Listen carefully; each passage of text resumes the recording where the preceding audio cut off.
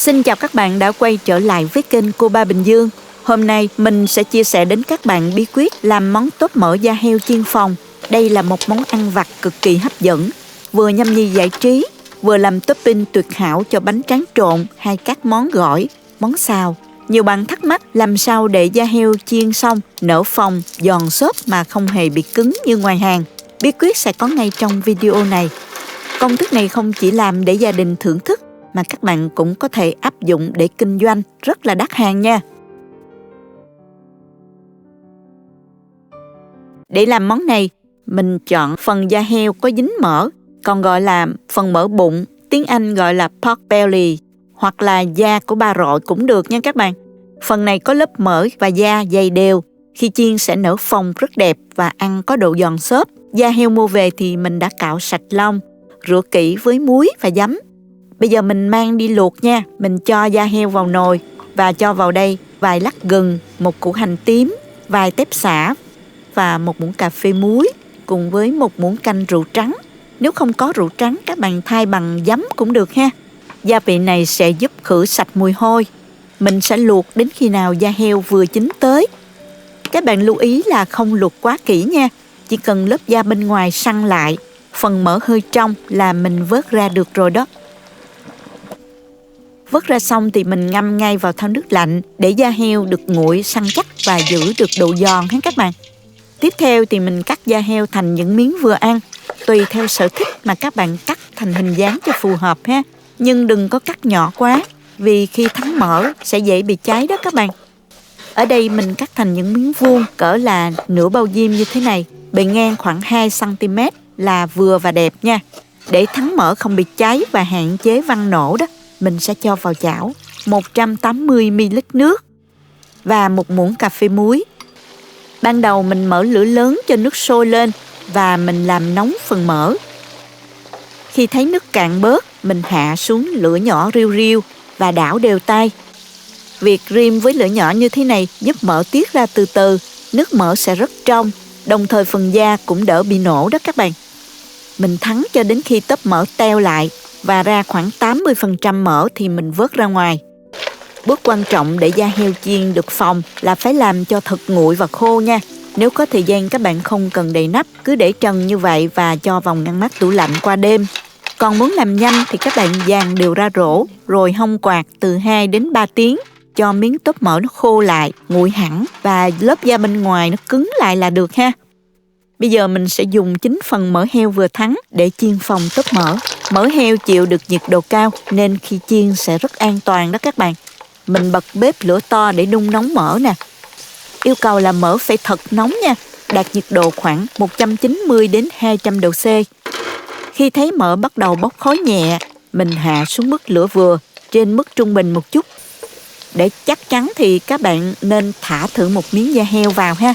Nếu thấy nở phồng và nổi lên ngay lập tức là nhiệt độ đã được rồi đó các bạn. Mình chia tóp mỡ ra chiên thành từng mẻ nhỏ nha. Vừa thả vào thì da heo sẽ bung nở và nổi lên mặt dầu. Các bạn nhớ đảo liên tục để da heo tiếp xúc đều với nhiệt, giúp nở phồng tối đa ha. Quá trình này diễn ra rất nhanh nên khi thấy tóp mỡ nở bung đều, chuyển màu vàng và nó nhẹ tên như thế này thì mình nhanh tay vớt ra rổ cho ráo dầu, tránh bị cháy nha các bạn.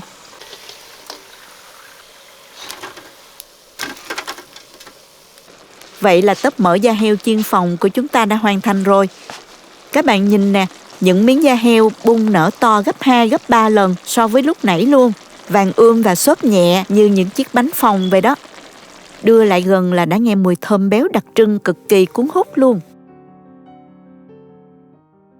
Khi bẻ ra thì các bạn sẽ cảm nhận ngay độ giòn rụm, xốp mềm mà không hề ngậm dầu hay là bị cứng nha. Cắn thử một miếng sẽ nghe âm thanh rôm rớp giòn tan trong miệng luôn, quyện với vị béo nhẹ đặc trưng, bảo đảm càng ăn càng ghiền. Món này dùng để ăn vặt, làm topping cho bánh tráng trộn, mì trộn, hay đem xóc với muối ớt hay làm mắm tỏi đều ngon xuất sắc luôn. Một công thức vô cùng đơn giản nhưng thành phẩm lại cực kỳ bắt vị. Các bạn hãy làm thử cho gia đình thưởng thức hoặc bổ sung vào thực đơn kinh doanh của mình nha. Chúc các bạn thực hiện thành công. Xin chào tạm biệt và hẹn gặp lại các bạn trong những video tiếp theo. Nếu thích cách mình chia sẻ, nhớ gửi cho bạn bè cùng xem. bấm like và đăng ký kênh để xem nhiều món ăn mới của mình. Các bạn cũng có thể truy cập website cobabình dương.com để xem công thức nấu ăn dưới dạng bài viết.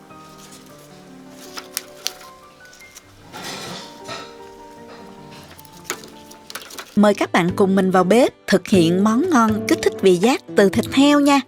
Thịt ba rọi được luộc với hỗn hợp nước mắm đặc biệt, mềm thơm. Sau đó được chiên nhanh sâu với dầu nóng, tạo ra độ giòn và màu tuyệt đẹp bên ngoài. Nhưng thịt vẫn mềm, béo thơm bên trong, bảo đảm nhìn thôi cũng đã thèm. Sốt me chua cay, thơm nồng với công thức đặc biệt, khi đã kết hợp với đĩa thịt thì ăn quên thôi luôn. Ăn cơm hay làm món nhắm đều hấp dẫn. Nào chúng ta cùng thực hiện ngay cho nóng nha. Trước hết, mình cắt thịt ra thành từng miếng như vậy. Với món này, các bạn nên cắt thịt có độ dày khoảng 2 cm để khi luộc thịt dễ ngấm gia vị hơn. Đoạn dài của miếng thịt khoảng 1 gang tay cho dễ chiên ha. Các bạn nên chọn thịt ba rọi là ngon nhất. Ngoài ra có thể thay thế bằng thịt nách hoặc thịt vai cũng được ha. Nên chọn thịt có nạc xen mỡ một chút thì thịt không bị khô khi chế biến và ăn sẽ hấp dẫn hơn đó các bạn. Bước tiếp theo mình sẽ luộc thịt nha. Cho 400ml nước mắm vào nồi. Kế đến là 600ml nước. Cho vào 2 muỗng canh đường. Khuấy cho đường tan. Bật bếp lên và cho thịt vào luộc với lửa vừa.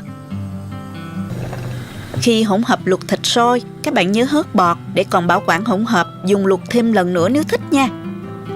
Sau 10 phút tính từ khi nước sôi, chúng ta hạ lửa dưới mức trung bình một chút và trở thịt. Và mình sẽ luộc thêm 10 phút nữa để thịt được chín đều nha.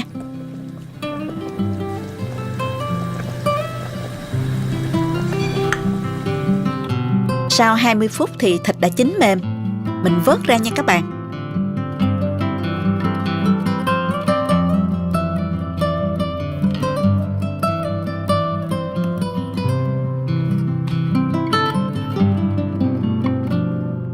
Để cho thịt nguội bớt, rồi mình dùng giấy bếp thấm cho khô thịt. Sau đó có thể hong thêm quạt cho thịt được khô ráo, chiên sẽ đỡ văng dầu nha các bạn.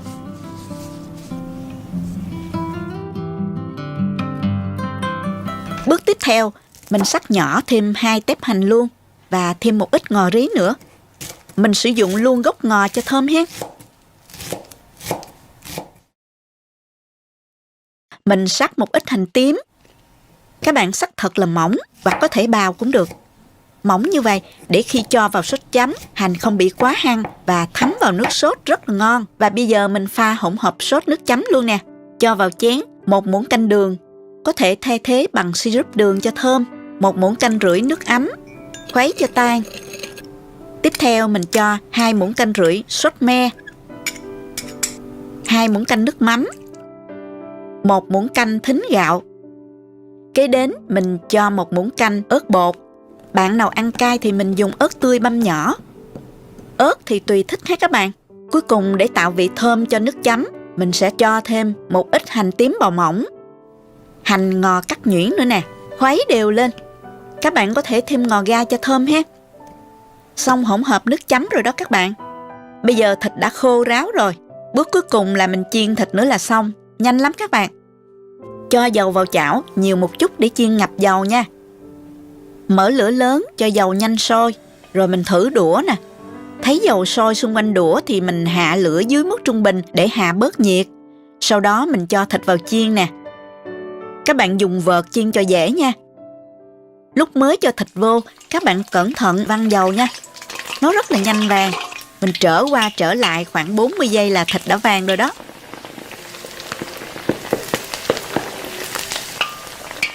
Rồi mình vớt từng miếng ra luôn ha. Thành phẩm thịt nó vàng nâu như thế này nè các bạn. Nhìn ngon chưa?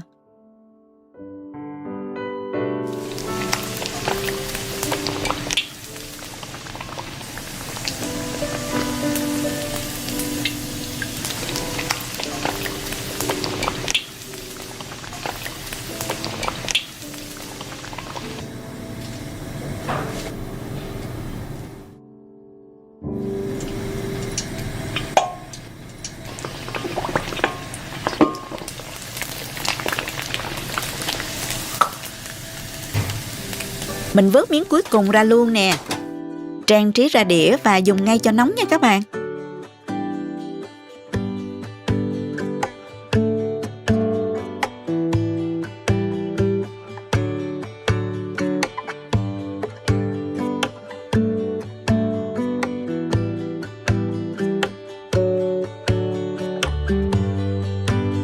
Mình sẽ cắt nhỏ ra miếng vừa ăn ha. Thịt thấm vị, bên ngoài hơi giòn, bên trong mềm, đặc biệt là hoàn toàn không bị khô. Thịt này ăn không cũng vừa vì đã được thấm gia vị khi luộc. Thịt chấm ngập nước chấm và quết thêm một chút như vậy, ăn thấm vô cùng. Nước chấm này phải có chút vị mặn nè, vị chua, cay cay, thơm mùi đặc trưng của thính gạo, thơm nhẹ và hơi nồng nồng của hành nữa mới đúng điệu nha các bạn. Rất là đặc trưng luôn.